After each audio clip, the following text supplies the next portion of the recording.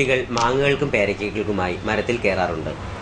എന്നാൽ ഇലഞ്ഞി മാരാകുളത്തിൽ പത്രോസിന്റെ വീട്ടിലെ കുട്ടികൾ ഒഴിവു സമയങ്ങളിൽ ചെലവിടുന്നത് ചേനത്തണ്ടിൽ കയറിയാണ്. ഇന്നത്തെ ഐവിഷൻ സ്പെഷ്യൽ.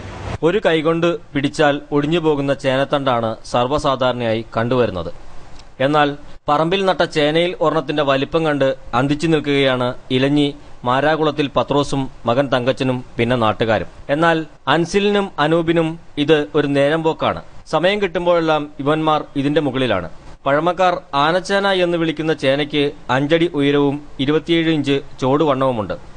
കർഷകർക്കും നാട്ടുകാർക്കും അത്ഭുതമായിരിക്കുന്ന ഈ ചേനയുടെ വിളവെടുപ്പിനായി കാത്തിരിക്കുകയാണ് എല്ലാവരും. ഐവിഷൻ ന്യൂസ്, ഇലഞ്ഞി. പ്രധാന വാർത്തകൾ ഒരിക്കൽ കൂടി. ഇടക്കാട്ട് വയൽ തരിശുനിലരഹിത പഞ്ചായത്താക്കുന്നതിന് എല്ലാ സഹായവും നൽകുമെന്ന് മന്ത്രി കെ പി മോഹനൻ. കളമ്പൂരിലെ തൂക്കുപാലം ഡിസംബറിൽ പൂർത്തിയാകുമെന്ന് പിറവം ഗ്രാമപഞ്ചായത്ത് പ്രസിഡന്റ് സാബു കെ ജേക്കബ്.